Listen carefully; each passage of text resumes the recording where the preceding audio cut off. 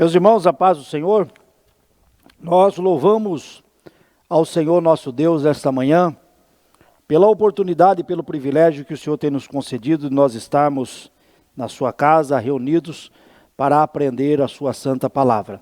Nós estamos nesta manhã reunidos no templo sede da Assembleia de Deus, Ministério do Belém, da cidade de Rio Claro, igreja essa presidida pelo nosso pastor presidente Sisaque Valadares. Nós estamos estudando nesse trimestre o Deus que governa o mundo e cuida da família. E hoje nós vamos estudar a segunda lição desse trimestre, que é a lição do livro de Ruth. Mas antes de fazermos as leituras e comentários, nós vamos orar ao Senhor, pedindo a Ele sua bênção e graça. Pai bendito, Pai santo, nós louvamos o Teu nome nesta manhã. Agradecemos a Ti, meu Deus, pelos Teus grandes feitos. Louvamos a Ti, Senhor, pelo privilégio de poder lhe servir, o privilégio de poder aprender a Sua palavra. Louvamos a Ti, Senhor, meu Deus, por Tua revelação, porque aprove ao Senhor se revelar a nós. Oh Deus, como é bom aprender a Tua palavra, como é bom meditar nas Escrituras, como é bom, Senhor, meu Deus, partilhar, Senhor, ó meu Deus, da Tua palavra com os Teus filhos. Pai, ilumina a nossa mente, para que a Tua palavra, Senhor, meu Deus, possa fazer sentido para nós, a fim de podermos, Senhor, melhor Te servir. Pai, a fim de poder obedecer aos Escritos Sagrados, a fim, Senhor, meu Deus, de podermos sermos melhores cristãos. Oh, meu Deus, a fim de que a nossa luz resplandeça no meio deste mundo de trevas. Abençoe os Teus filhos que estarão aprendendo, Senhor, meu Deus, a Tua palavra, os que estão no templo e os que estão, Senhor, nos assistindo pelas redes sociais. Deus, abra, Senhor, o nosso entendimento e fale poderosamente conosco em o nome de Jesus. Amém. Nós vamos falar a respeito do texto áureo. O texto áureo da nossa lição está escrito: e sucedeu que nos dias em que os juízes julgavam, houve uma fome na terra, pelo que um homem de Belém de Judá saiu a peregrinar nos campos de Moabe, ele e a sua mulher e os seus 2 filhos. Ruth capítulo 1 e versículo 1. Na verdade prática, servir a Deus não nos isenta de crises. Em qualquer circunstância, o segredo é permanecer fiel, confiando na providência divina. Dentro da nossa verdade prática, entenda que existe uma propaganda errônea de que dizem por aí que você aceita Jesus e para de sofrer, para de ter problemas. Não é isso que a Bíblia Sagrada nos ensina. A Bíblia Sagrada, através das palavras de Jesus em João, ele cita no seu Evangelho capítulo 16, o versículo 33, Jesus deixa categoricamente avisado a todos: no mundo tereis aflições, mas tende bom ânimo, eu venci o mundo. Estar em Jesus e com Jesus não nos isenta dos problemas diários, das lutas que enfrentamos. A luta, as crises, os problemas fazem parte da nossa humanidade, fazem parte da consequência do pecado. E enquanto estamos neste corpo, iremos sim passar por lutas e também por crises. É interessante que Paulo, ele diz que essa luta que nós enfrentamos diariamente, ela é uma boa luta, é um bom combate. Todo cristão enfrenta as suas crises. Todo cristão, um dia a luta chega. Não tem um cristão em que a luta não chegue, que a dificuldade não bata a porta da sua casa, mas é o que diz aqui a nossa verdade prática. O segredo da vitória é permanecer fiel, confiando na providência divina. Deus sempre virá ao socorro dos seus servos. Deus sempre abrirá uma porta de escape para os seus filhos. Às vezes as lutas de uns demoram um pouco mais, as outras demoram um pouco menos, mas o importante é permaneça fiel ao Senhor, porque Deus lhe dará o escape no devido tempo. Nossa leitura bíblica em classe, ela está extraída do texto de Ruth, capítulo 1, dos versículos de 1 a 5. E sucedeu que nos dias em que os juízes julgavam, houve uma fome na terra, pelo que um homem de Belém de Judá saiu pelos campos de Moabe, ele e sua mulher e os seus 2 filhos. E era o nome deste homem Elimeleque, e o nome da sua mulher Noemi, e os nomes dos seus 2 filhos Malom e Quilion, efrateus de Belém de Judá. E vieram aos campos de Moabe e ficaram ali. E morreu Elimeleque, marido de Noemi, e ficou ela com seus 2 filhos, os quais tomaram para si mulheres moabitas, e era o nome de uma Orfa e o nome de outra Ruth, e ficaram ali quase 10 anos.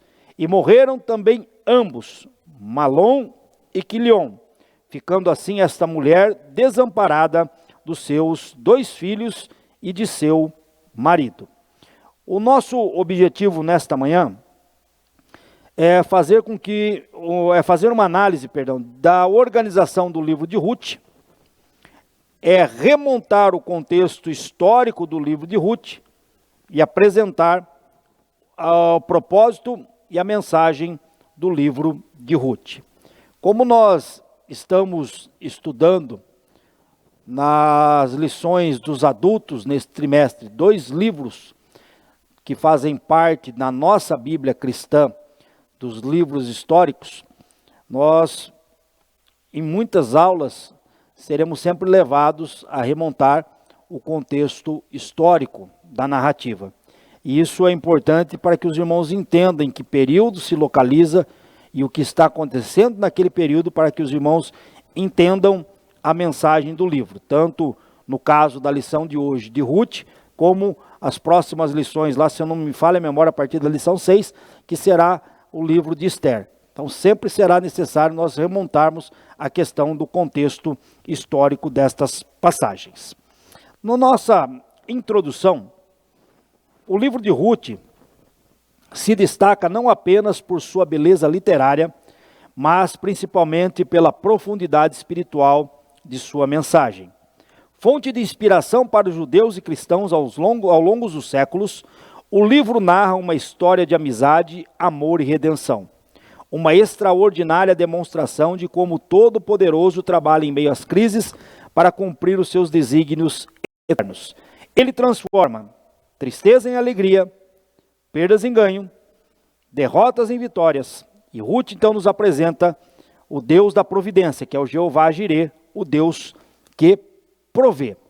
Queridos, a nossa teologia, ela é muito clara quando nós falamos a respeito da transcendência de Deus. Que Deus está acima da sua criação. Que Deus, ele não é a criação, mas está acima dela. Ele não é a criação porque a criação sempre está em constante transformação, em mudança. E o nosso Deus, ele é imutável. Ele não muda. Ele não muda no seu caráter, ele não muda nos seus atributos e ele não muda nas suas perfeições. Ele continua sempre o mesmo. Por isso que nós temos esse relacionamento certo com Deus. E essa questão para nós é extraordinária, saber que Deus é sempre o mesmo. Agora, poucas pessoas às vezes entendem a questão da imanência de Deus. Deus, ele continua sendo o preservador de todas as coisas, o sustentador da sua obra criada. Nós temos uma teologia ou um pensamento teológico distorcido, que ele é chamado de deísmo, tá? A palavra começa com D, deísmo, que propõe que Deus de fato é o criador de todas as coisas, que ele realmente fez o mundo, fez a obra pelo seu poder criativo, fez todas as coisas, só que ele não se envolve mais com a sua criação, ele deixou ao acaso. É como a figura de um relojoeiro, ele construiu o relógio, colocou as engrenagens no seu devido lugar, pôs as engrenagens para funcionar, deu corda no relógio e ele não tem mais atuação nenhuma sobre aquele relógio. O relógio trabalha por si só. Isso é chamado de deísmo, que Deus não se envolve mais na história da humanidade. Mas conforme muito bem colocou o autor da nossa lição, aqui nós temos uma extraordinária demonstração de como o Todo-Poderoso trabalha em meio às crises para cumprir os seus desígnios eternos. Livro de Jó, no capítulo 42, nós vamos entender que nenhum plano de Deus, ele pode ser frustrado.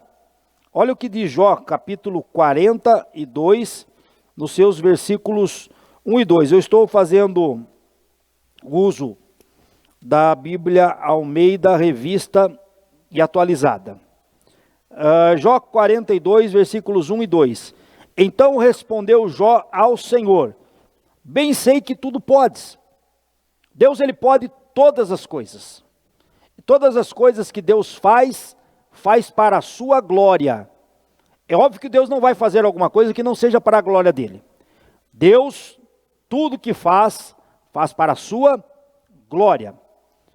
Bem sei que tudo podes, e nenhum dos teus planos pode ser frustrado. Deus continua se envolvendo com a sua criação. Ele continua sustentando a sua criação.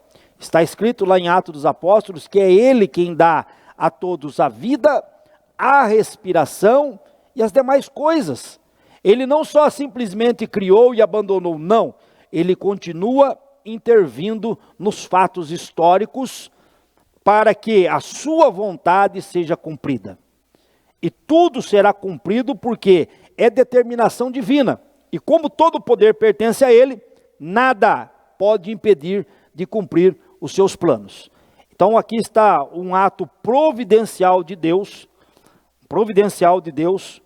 em trazer aquela profecia de Jacó em Gênesis, que fala a respeito do cetro que não se arredaria de Judá. E nós vamos ver aqui no livro de Ruth, que realmente depois que Rubem perdeu o direito de primogenitura, por ter sido desleal ao leito do seu pai, deitado com uma concubina dele, essa liderança familiar passou a Judá, e aqui nós vamos ver que Ruth faz parte da linhagem do rei Davi. E Jesus faz parte que Davi faz parte da linhagem de Ruth e Boaz, e Jesus faz parte da linhagem de Davi. E esse cumprimento realmente é obra da intervenção divina, dos propósitos de Deus. Então feliz foi o autor de dizer que ele transforma a tristeza em alegria, perdas em ganhos, derrotas em vitórias. Então nós vamos aqui entender essa providência. E é interessante que nesses 4 capítulos do livro de Ruth, a gente vê muito claramente essa questão da providência divina. Nós vemos Deus trabalhar não só no livro de Ruth, mas também no livro de Esther. Nós vemos como Deus trabalha em cada detalhe para a preservação do seu povo. É algo extraordinário a manifestação de Deus nesses livros. Então vale a pena nesse trimestre os irmãos não perderem aula, os irmãos virem à escola bíblica dominical, os irmãos assistirem aqueles que não podem estar aqui por motivos de força maior, assistam pelas redes sociais, mas não percam lições tão preciosas a respeito dessa soberania e providência de Deus para as nossas vidas. Entendam que as crises vêm, as lutas vêm, mas se vocês permanecerem fiéis ao Senhor, a providência do Altíssimo virá ao seu socorro. Como que se organiza o livro? Na Bíblia, nós temos aqui, vai fazer a comparação entre a Bíblia hebraica e a Bíblia cristã. Na Bíblia hebraica, o livro de Ruth pertence a uma terceira divisão ou seção da Taná, que é a Bíblia hebraica, que é composta apenas dos livros do Antigo Testamento da Bíblia cristã. Entenda que os judeus não aceitam o Novo Testamento, então eles têm apenas o Antigo Testamento como literatura inspirada. Agora, qual é a divisão, né? Qual é a diferença entre a Bíblia hebraica e a Bíblia cristã? Em matéria de livros inspirados, nenhuma, porque os mesmos livros que nós temos no Antigo Testamento da nossa Bíblia cristã, os judeus também têm, os hebreus também, os judeus também têm na sua literatura. O que muda? Muda-se a disposição dos livros, tá? Essa é a única diferença. Muda-se a disposição dos livros. Enquanto nós temos 39 livros, é o que nós vamos falar aqui no segundo subtópico, a Bíblia hebraica é composta de 24 livros. Então, quais são as divisões da Bíblia hebraica? A Bíblia hebraica ela tem uma primeira divisão que é chamada de Torá. Então, quais são os livros que compõem a Torá? Os livros que compõem a Torá é o Gênesis, Êxodo, Levítico, Número e Deuteronômio. Então, é a mesma coisa na formação da nossa. São 5 livros. Então, esses livros compõem a Torá. Nós temos uma segunda seção da Bíblia hebraica que é chamada de Nevim, que são chamados os profetas. E aí nos profetas, diferente da nossa, né, a nossa nós temos 17 livros, eles têm 8. Eles têm os profetas anteriores, e aí eles consideram Josué, Juízes, Samuel e Reis, eles consideram como profetas anteriores. Nós, na nossa Bíblia, consideramos Josué, Juízes, Samuel e Reis como livros históricos. Essa é a diferença, tá? Só na questão das disposições. Então, eles consideram, e é interessante que 1º e 2º Samuel, na Bíblia hebraica, é um único livro. A nossa é dividida. Da mesma forma que 1º e 2º Reis, na Bíblia hebraica, é um único volume, e a nossa também é dividida. Então, esses são chamados de profetas anteriores. E eles têm também o que é chamado de profetas posteriores. E aí vem Isaías, Jeremias, Ezequiel e os 12 profetas maiores. E aí que vem a coisa interessante. Os 12 profetas menores é um único volume. A nossa, eles são separados, são 12. Mas ali é um único volume. Então, de Oséias até Malaquias, compõe-se em um único volume. Por isso que, então, na questão do Nevim, são apenas 8 livros.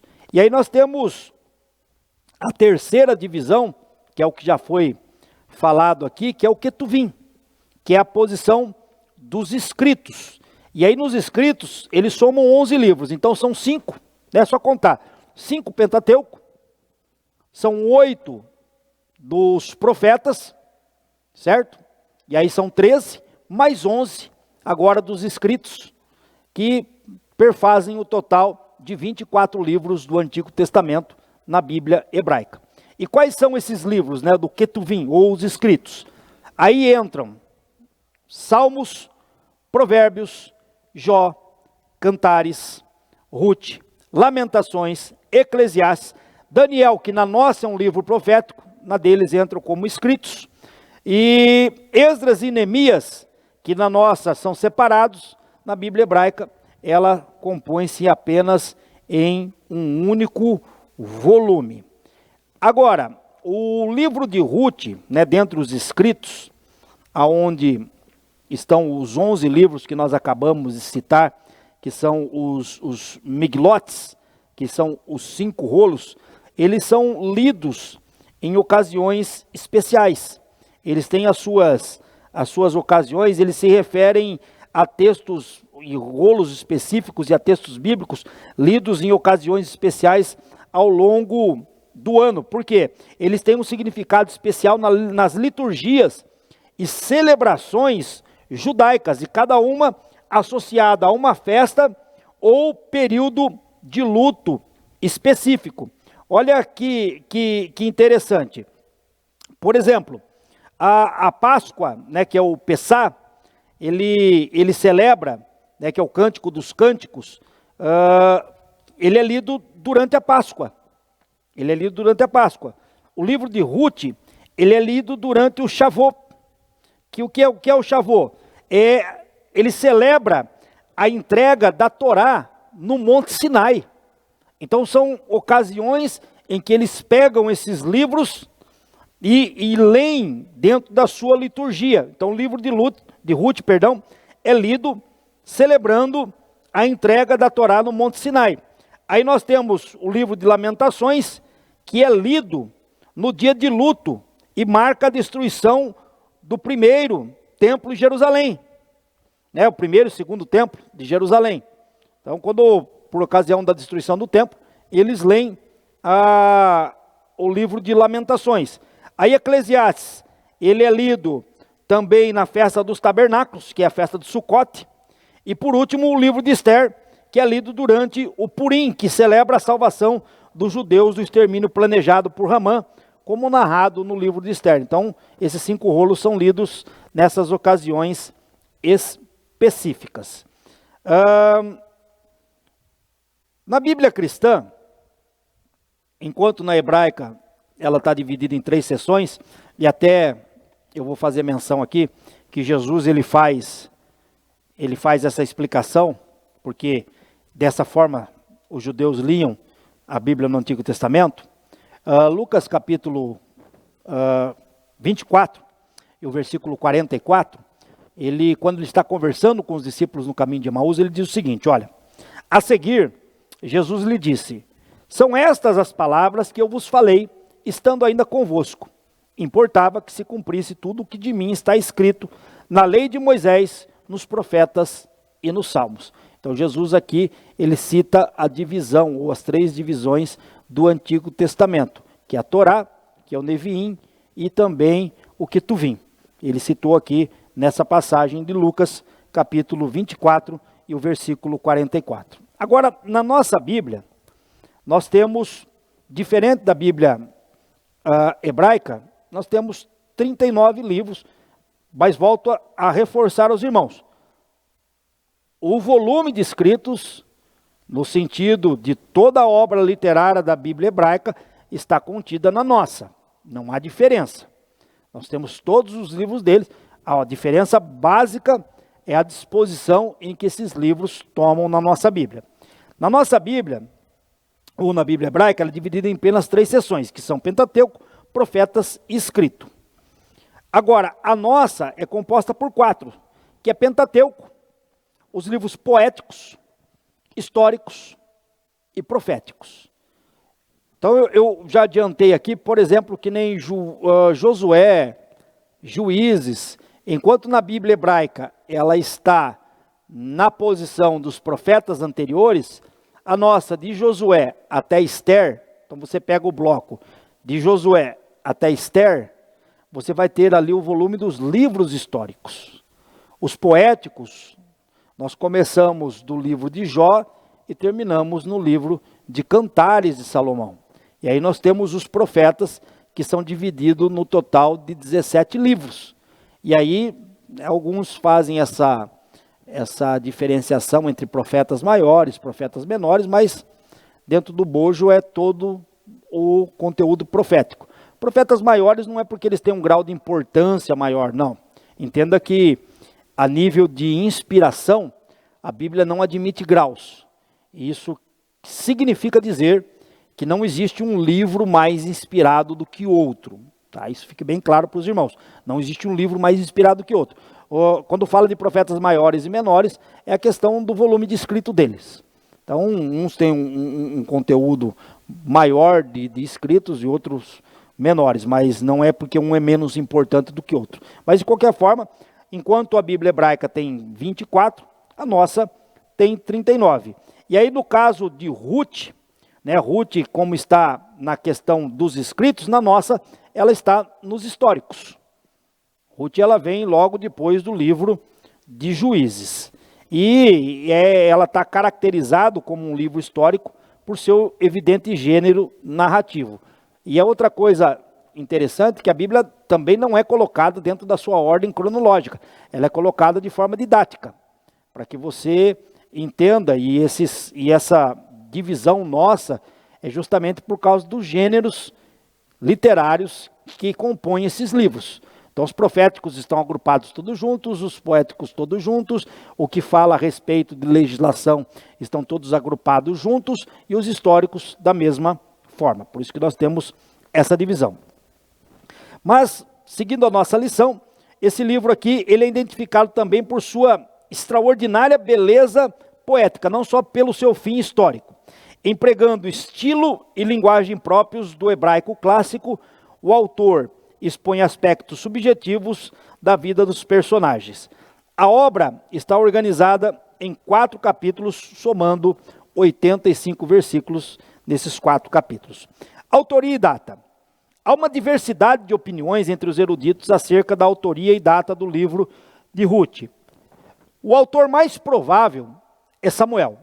Samuel é o mais provável autor do livro de Ruth. O Talmud, obra milenar de regulamentos e tradições judaicas, atribui a ele a autoria. A forma como o autor se refere a Jessé e Davi, e observe que não fala a respeito de Salomão, indica que, de fato, isso aí tem um outro livro paralelo, escrito a respeito do Antigo Testamento, e o autor daquele livro, ele comenta que pelo fato de ele parar em Davi, e não citar Salomão, indica realmente a autoria de Samuel. Então é o que está dizendo aqui. A forma como o autor se refere a Jessé e a Davi parece indicar a contemporaneidade e familiaridade com os personagens, o que também aponta para Samuel. E além disso, as características gerais da obra indicam uma atmosfera própria no início do período da monarquia de Israel. Sendo assim, o livro teria sido escrito por volta do século X a.C. Uns querem colocar no começo do período de Juízes, outros querem colocar no final do período de Juízes, mas, irmãos, isso é vamos dizer assim, é um assunto de questão menor. Então, o importante é que ele está dentro dos livros inspirados e mostra Deus trabalhando providencialmente na vida desta família. Isso que é o mais importante nessa narrativa. O contexto histórico, que é o segundo tópico da nossa lição, do livro de Ruth. No tempo dos juízes, não há uma data precisa para os fatos narrados em Ruth. O que sabemos é que ocorreram 3 gerações antes de Davi, nos dias dos juízes. Então eles duraram mais ou menos aí 3 séculos, alguns põem aí 300, a gente já ouviu alguns citarem aí em torno de 400 anos, 325, mas a data não é muito correta, mas entende-se aí um período de pelo menos 300 anos. Isso começou depois da morte de Josué. E aí vale a pena fazer menção desse contexto histórico, porque olha o que acontece depois da morte de Josué. Os irmãos, obviamente, bem lembram que eles estão na terra de Canaã por uma ordem divina. Há uma promessa de Deus de dar aquele território a Abraão, e Deus vai cumprir isso na vida dos seus descendentes. E aí que a gente entende a providência e a soberania de Deus em trabalhar a favor de uma nação. Irmãos, olha que coisa extraordinária, e a gente já vai voltar aqui, só quero abrir um parênteses aqui. Olha que coisa extraordinária, Deus faz promessa a um homem que não podia ter filho, que a esposa na realidade não podia ter filhos. Deus faz ela gerar, ele casa, gera, a esposa dele gera 2 filhos. Desses 2 filhos, Deus escolhe Jacó para perpetuar esta aliança. Jacó casa-se, gera filhos, mas não tem gente suficiente para entrar em Canaã, porque é uma família pequenininha. Como que você vai? O que Deus faz? Aproveita a situação que os irmãos de José causaram por inveja, quando eles vendem José para o Egito. Olha que coisa extraordinária. Eles vendem José para o Egito, achando assim, dar fim à vida do seu irmão, resolver o problema de ciúmes e inveja que eles tinham do seu irmão. Enquanto isso, Deus está trabalhando. José vai para o Egito, vou resumir rapidamente aqui. José vai para o Egito, se torna governador, vem fome na terra, e aquela família ia ser extremamente atingida, mas Deus já tinha a pessoa certa, no lugar certo, no momento certo. Eles são chamados para o Egito, eles permanecem no Egito, multiplicam-se no Egito, tem gente suficiente depois ao longo de alguns anos, né? A gente fala aí de alguns anos, mas são muitos anos, mas tem gente suficiente agora para entrar na terra de Canaã.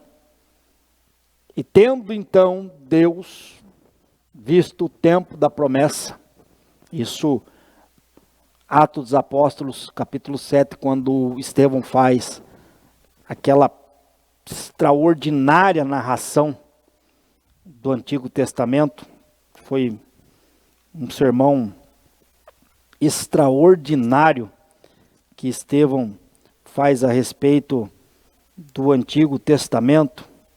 Irmãos, é uma coisa, né, maravilhosa, que ele fala a respeito de chegar o momento de Deus cumprir a questão da promessa.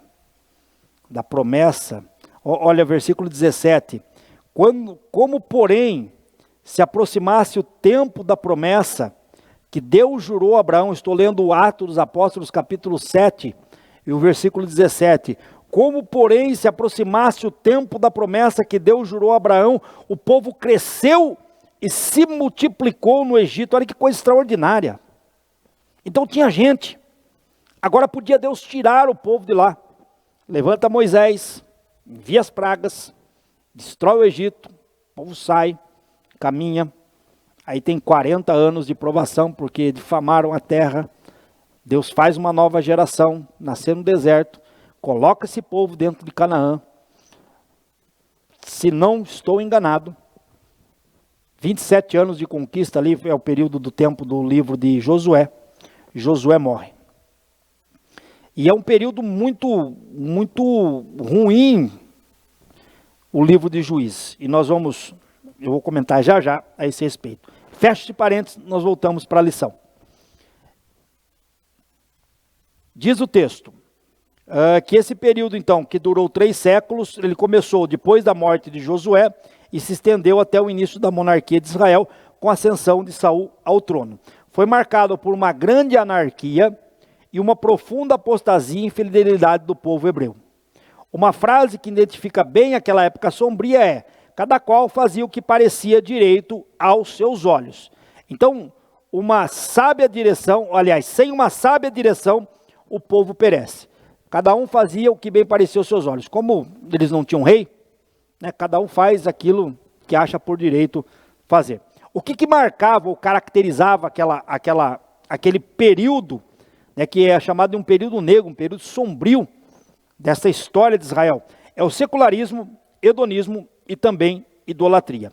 Então, por secularismo, o que nós entendemos? Secularismo, ele implica em exclusão, rejeição ou indiferença à religião e às ponderações teológicas. Então o povo não pensava nada disso, não pensava nada em religião, né?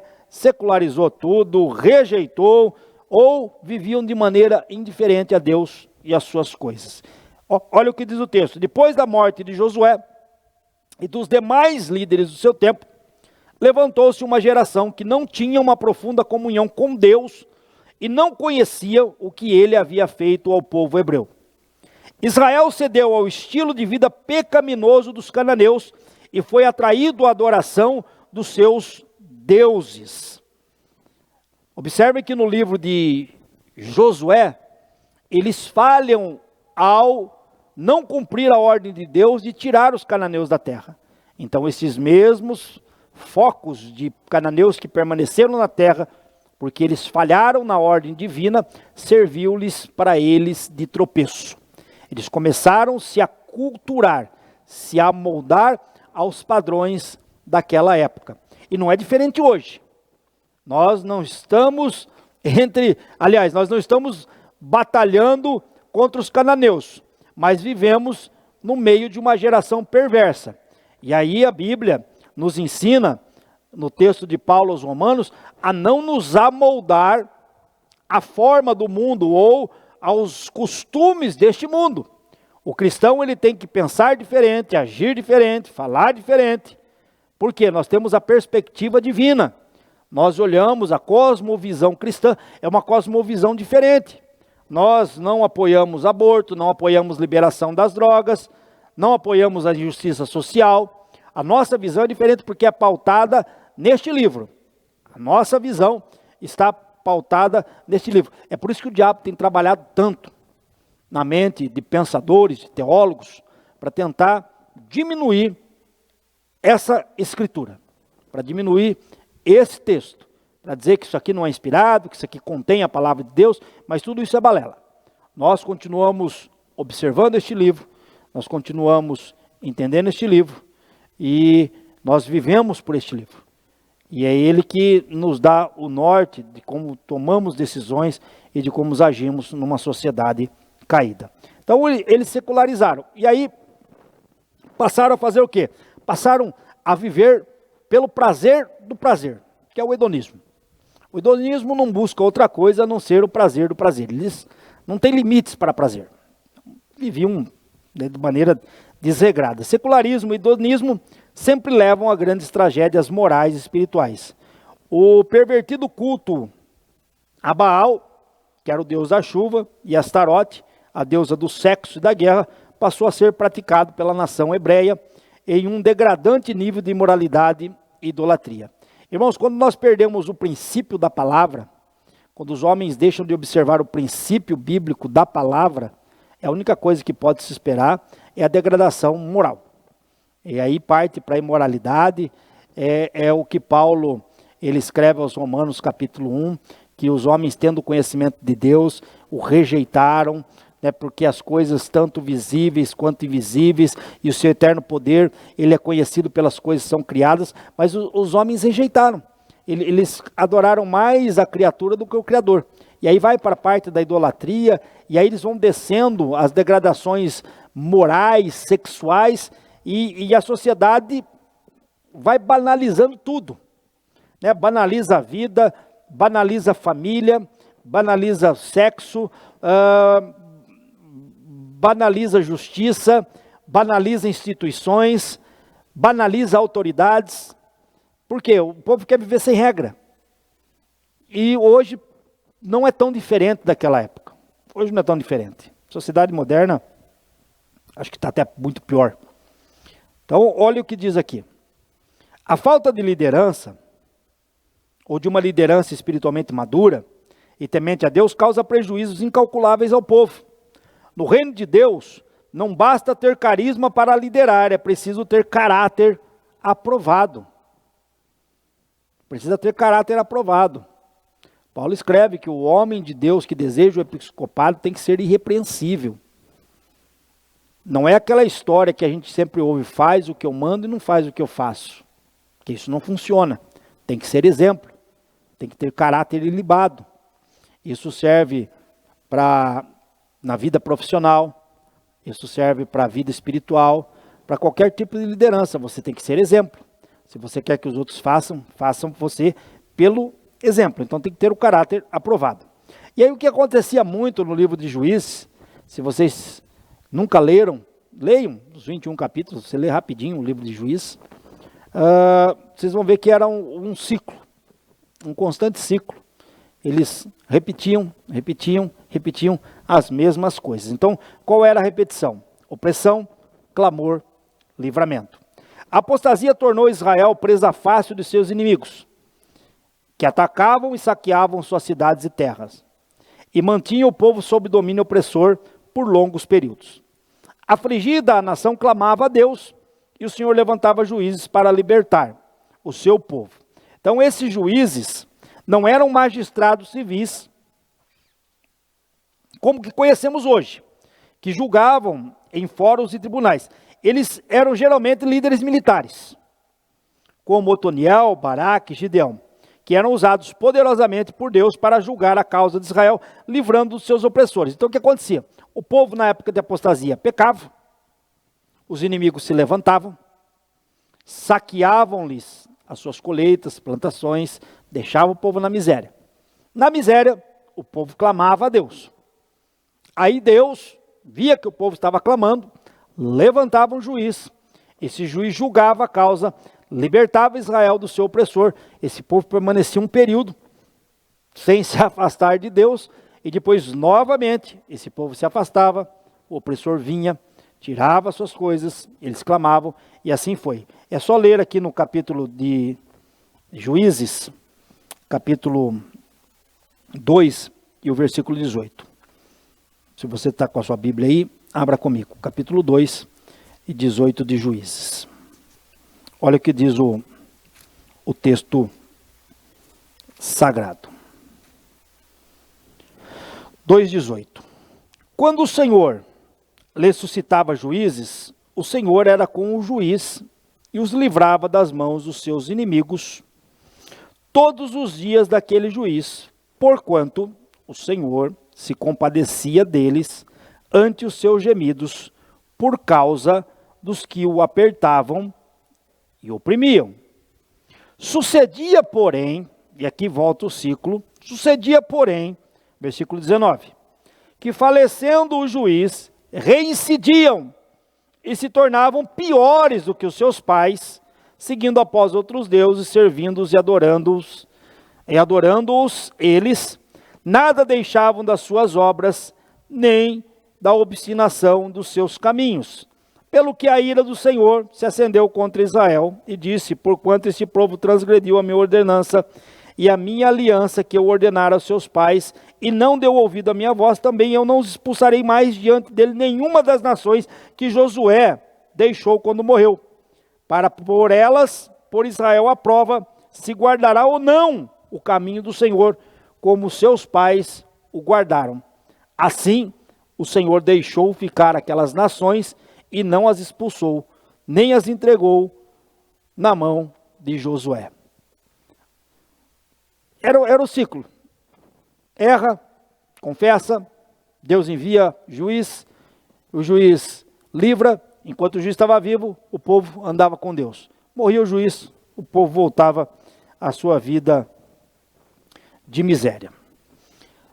Terceiro tópico, e aqui nós já estamos chegando ao final da nossa lição, o cetro de Judá, que é o propósito e mensagem do livro de Ruth, que é o nosso terceiro objetivo.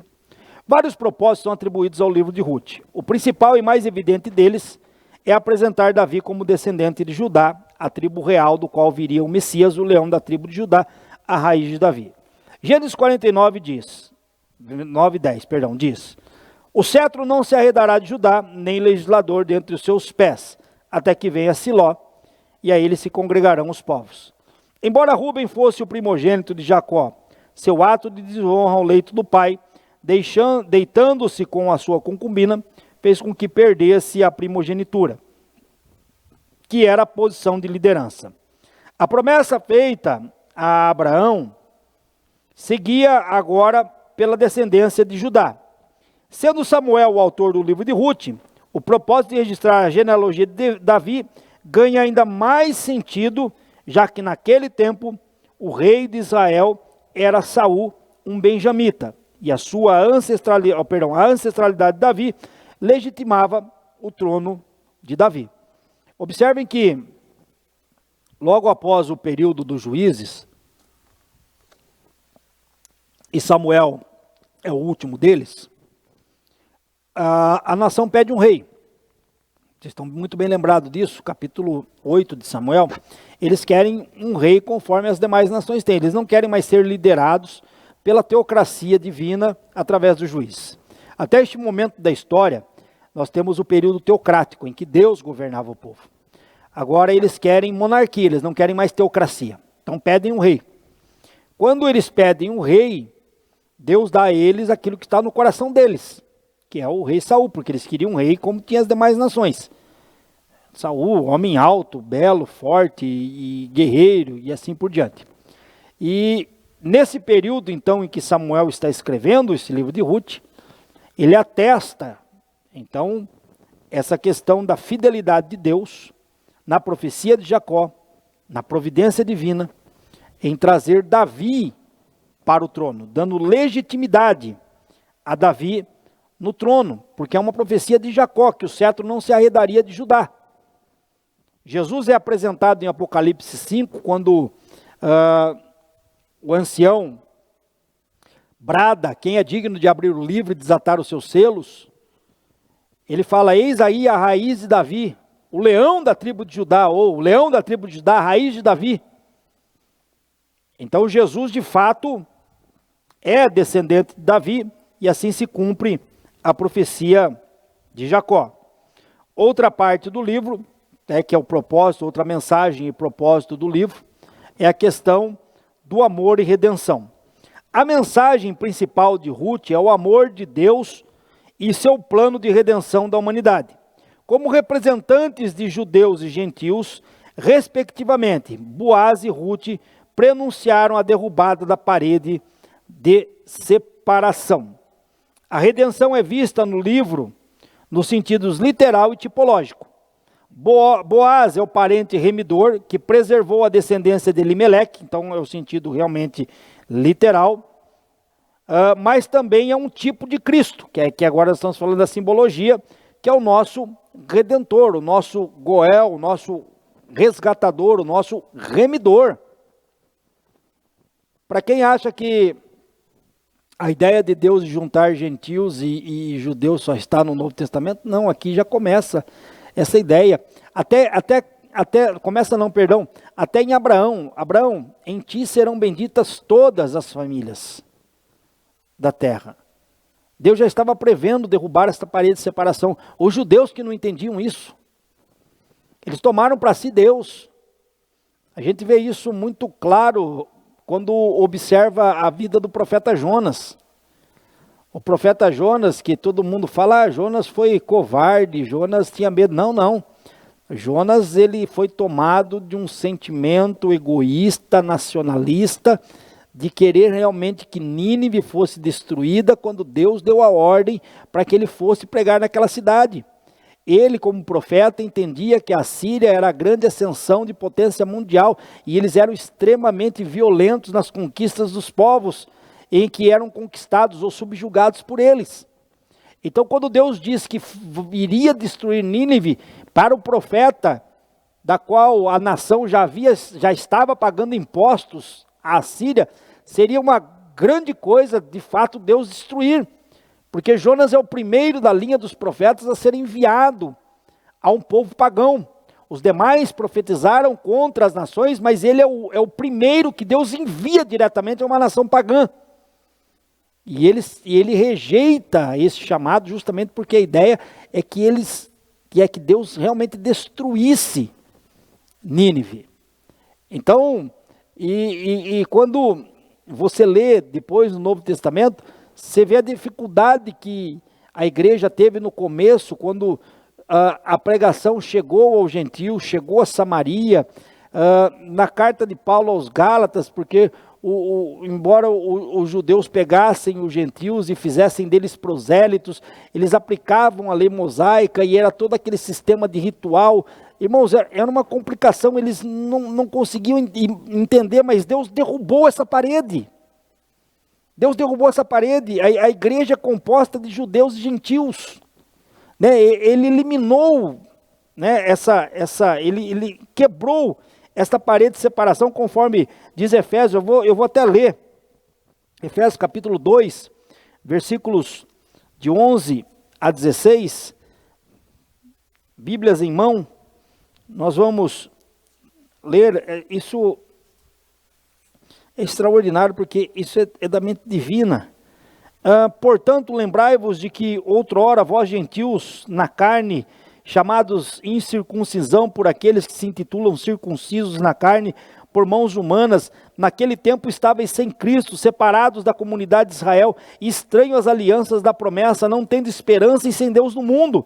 Mas agora em Cristo, vós que antes estáveis longe, fostes aproximados pelo sangue de Cristo, porque Ele é a nossa paz, o qual de ambos fez um, e tendo derribado a parede da separação que estava no meio, a inimizade, aboliu na sua carne a lei dos mandamentos na forma de ordenanças, para que dos dois criasse em si mesmo um novo homem fazendo a paz. Aqui ele cria igreja, coisa linda.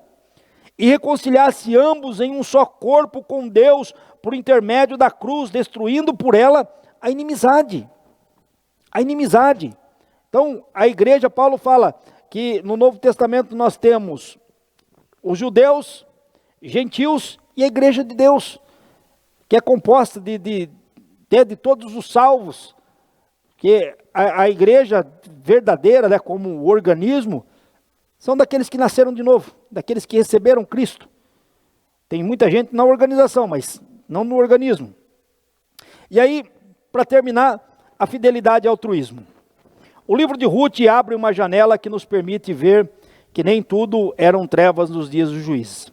Havia um remanescente fiel, em todo o tempo sempre haverá um remanescente fiel de Deus. Entenda que Deus nunca ficou sem testemunho e nunca ficará sem testemunho. Então sempre haverá um remanescente fiel que temia Deus e foi usado por ele para cumprir os seus propósitos. Nós lemos no começo da lição, mas aqui cita de novo Jó 42:2. Senhor, bem sei que tudo podes e que nenhum dos teus planos pode ser frustrado. Em um mundo de crescente iniquidade, o justo vive pela fé. E isso é verdade. Por se multiplicar a iniquidade, o amor de muitos esfriará, mas aquele que perseverar até o fim será salvo. Então nós estamos lutando. Nós estamos lutando para que esse sistema, para que esse mundanismo, para que o esfriamento, para que o pecado não tome conta da nossa vida. Porque lutamos para ser fiéis. Lutamos, e no começo da lição eu disse para os irmãos, que Paulo falou que essa luta é um bom combate. Ele disse assim, Timóteo, combati o bom combate, acabei a carreira e guardei a fé. E tem um prêmio, irmãos, para quem luta essa luta com vitória. Desde agora está me guardada a coroa da justiça, a qual o justo juiz me dará naquele dia. E não somente a mim, mas a todos quanto amarem a sua vinda. Então vale a pena. Vale a pena a gente lutar contra a nossa natureza, que na minha humilde, meu humilde modo de pensar, a nossa carne é o inimigo mais poderoso que nós temos, porque lutar contra nós mesmos é muito difícil, mas lutamos todos os dias para não cedermos às nossas vontades, paixões e emoções, e que Deus tenha misericórdia da nossa vida, que Deus nos ajude em todo o tempo a sermos fiéis ao seu nome e à sua palavra. Em outra eloquente mensagem, o livro é um valor do altruísmo em que predominava o egoísmo. Nos dias do juiz, a maioria vivia segundo seus próprios padrões de interesse. E ali nós mostramos o altruísmo de Ruth, em largar realmente tudo para seguir a sua sogra, para ir colher espigas no campo, para cuidar dela e ainda ser abençoada por Boaz. Algo extraordinário. Então Noemi e Ruth destoam dessa máxima individualista. Sogra e nora não pensavam em si mesmos. O amor não é egoísta, conforme Paulo escreve na sua primeira epístola aos Coríntios, capítulo 13. Concluindo a nossa lição, o livro de Ruth nos ensina que, a despeito da incredulidade dos pecados do homem, Deus sempre trabalha para cumprir os seus desígnios. Sem violar o princípio do livre-arbítrio humano, o Todo-Poderoso conduz a história e executa o seu plano eterno de redenção. O livro também nos mostra como a fidelidade de Deus se aplica às circunstâncias comuns da vida. Em tudo, ele é fiel. Então, tenha isso em mente, irmãos, que Deus, ele faz tudo o melhor para nós. Mesmo que, às vezes, nós não entendamos, Deus, ele age dentro daquilo, dentro das menores coisas, dentro de coisas pequenas. Tem muitas pessoas que ficam aí esperando que o céu se rasgue, que anjo desça, que apareça um querubim alado dentro do quarto dele. Não. Deus, ele age nas circunstâncias normais da vida, preparando, planejando, fazendo. É que nós precisamos ter essa sensibilidade, essa percepção de Deus. Nós precisamos parar para observar mais a grandeza de Deus. Nós temos sido ministrados aqui nas terças-feiras pelo nosso pastor, e ele tem falado muito isso. Deus é bom o tempo todo, irmão. E a gente muitas vezes esquece isso quando as lutas chegam. Deus é bom o tempo todo. ele vai, é lógico, ninguém quer luta, mas ela vem, e às vezes o processo é doloroso, e às vezes permanece algum tempo, mas ele é bom o tempo todo. Ele vai nos dar o escape, ele vai nos orientar. Então fica aqui a mensagem do livro de Ruth ao coração dos irmãos. Que Deus abençoe a todos no nome de Jesus. Lembrando que logo mais, às 18h30, nós temos o culto da família aqui no nosso templo sede e em todas as nossas congregações. Os irmãos, não deixem de vir ao culto, venham para receber a palavra do Senhor, para adorar o Senhor nosso Deus, conforme o escritor aos Hebreus, ele nos ensina, não deixamos de congregar, como é costume de alguns, antes, que nós nos admoestemos e exortemos uns aos outros, quanto tempo se aproxima. É bom a gente estar na casa do Senhor, a gente sabe das dificuldades dos irmãos, o trabalho, tudo, mas os irmãos estejam para cultuar e glorificar o nome do Senhor. Nós iremos orar ao Senhor neste momento, gratos por esta palavra. Senhor Deus, nós louvamos o teu nome. Gratos somos, Senhor meu Deus, por esta lição maravilhosa. Pai, pedimos que o Senhor nos dê um resto de tarde abençoada, que o Senhor nos dê um culto extraordinário debaixo da tua presença. Continue abençoando os teus filhos. Abençoa nosso pastor presidente, pastor Isaac Valadares, assim como a sua esposa, seus filhos, sua nora e o seu neto. Família esta que o Senhor tem trazido para a cidade de Rio Claro, para, Senhor meu Deus, liderar este povo. Abençoe também, Senhor, os dirigentes das nossas congregações. Pai, nos pontos de trabalho, Senhor, da nossa cidade. Que o Senhor abençoe a todos, os demais professores das escolas bíblicas, Senhor, meu Deus, que estão espalhados nessa cidade. Pai bendito e Pai santo, os alunos, Senhor, que tenham fome por tua palavra, que tenham fome e sede de aprender as escrituras. Pai, nós pedimos a tua bênção e graça em o nome de Jesus. Amém.